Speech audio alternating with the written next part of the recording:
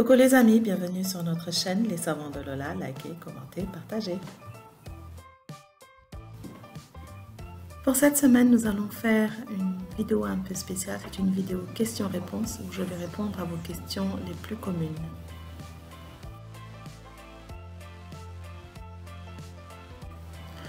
Ce que vous voyez à l'écran, ce sont les savons que les participants aux ateliers ont fait et en même temps, nous allons montrer comment je les découpe.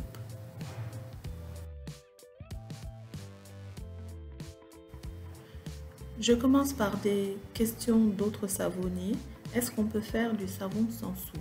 Alors la réponse est non. Pas de soude, pas de savon. Il y a d'autres produits que les gens substituent au savon, comme les gels douche, qui eux sont faits avec des détergents synthétiques, qui sont en général faits avec des sulfates.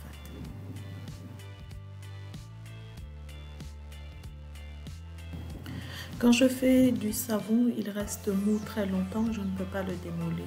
Qu'est-ce que je peux mettre pour le durcir? Alors il y a deux volets à cette réponse. C'est d'abord la formulation. Quelle est la proportion d'huile molle et d'huile dure, c'est-à-dire des beurres peut-être, ou des huiles qui restent solides à une certaine température? Et ensuite, quelle est la proportion d'eau que vous mettez dans votre solution de soude? Alors, il est toujours important de formuler soi-même et d'éviter de prendre des recettes sur Internet, surtout quand on débute.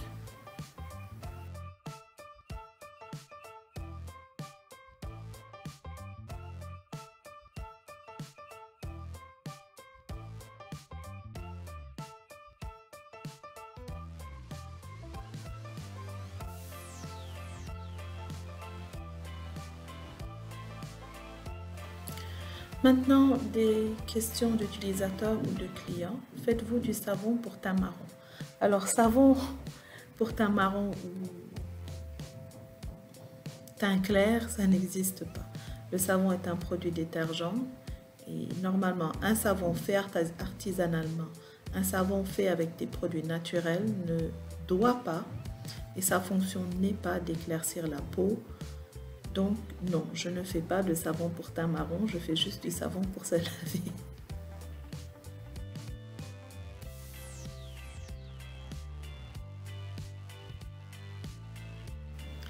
Est-ce que le savon au curcuma enlève les taches? Alors il faut déjà connaître l'origine des taches. Si ce sont des cicatrices, en général ce sont des boutons qu'on a tripotés. Alors encore une fois, un savon fait avec des produits naturels, sans produits décapants, sans produits éclaircissants, n'enlève pas les taches. Ensuite, le curcuma peut bloquer la production de mélanine, mais ne fera qu'estomper les taches. Et en général, ce que j'ai remarqué, c'est qu'il faut l'utiliser très souvent et très longtemps.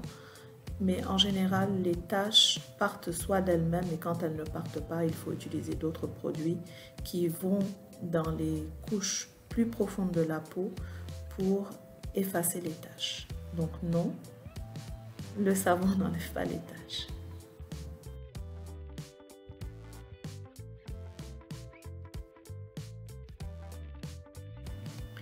Est-ce que vous avez du savon contre les boutons? Alors je fais le savon au charbon actif et à l'huile essentielle d'arbre à thé, de tea tree, pour aider à lutter contre l'acné. Alors, il faut connaître aussi l'origine de l'acné. En général, c'est hormonal, et ce qui veut dire qu'au prochain cycle, les boutons vont revenir. Ce que le savon au charbon fait, c'est qu'il va aider à assainir une poussée d'acné, et le charbon, dont la fonction est d'enlever les toxines, va aussi aider à nettoyer la peau un peu plus en profondeur. Donc, n'oubliez pas que le savon non plus, ce n'est pas un médicament, c'est un produit détergent, on se lave avec et tout le reste part dans l'eau.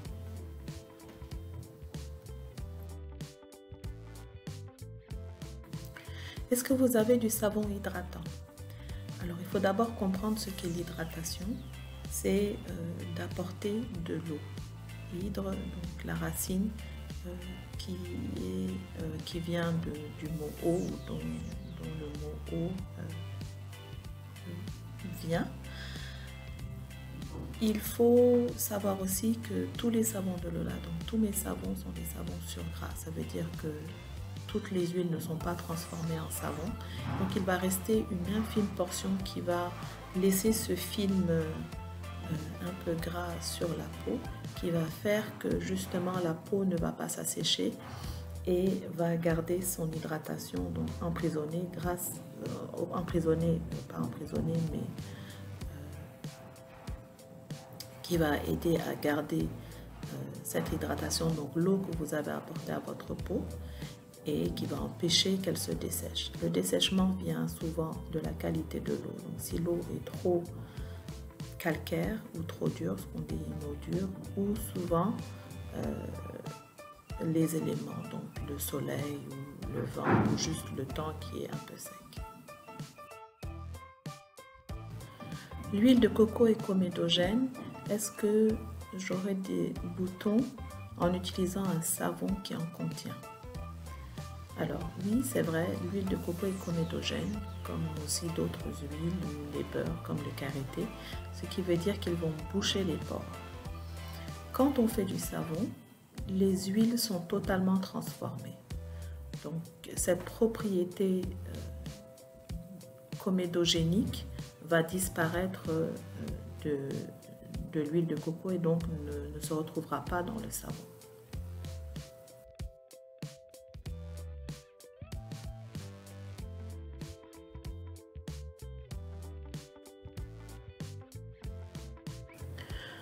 Le karité me noircit. Est-ce que je vais devenir noire en utilisant des savons qui en contiennent? Alors, c'est vrai que le karité est phytosensible. Ça veut dire qu'il réagit à la lumière. En général, c'est plutôt le soleil. Et comme pour l'huile de coco, quand il est inclus dans une recette de savon, il n'y a plus de karité qui existe. Donc, il est transformé. Alors, et surtout, j'aimerais insister qu'être noire n'est pas une tare. Toutes les femmes sont belles, et qu'elles soient noires, blanches, claires, d'un marron, d'un chocolat. Alors, ce sont des choses qu'on doit dépasser dans nos mentalités. Il n'y a rien de mal à être noir.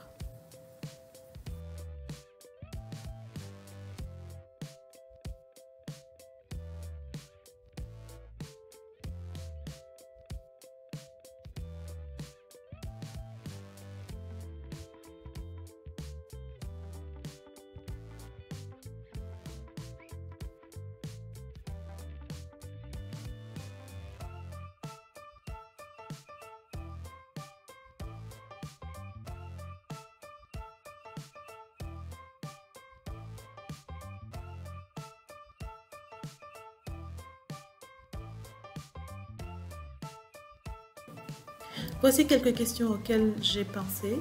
Si vous avez d'autres questions, n'hésitez pas à les poser dans les commentaires.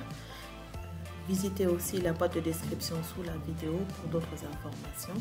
Et on se voit la semaine prochaine. Bisous!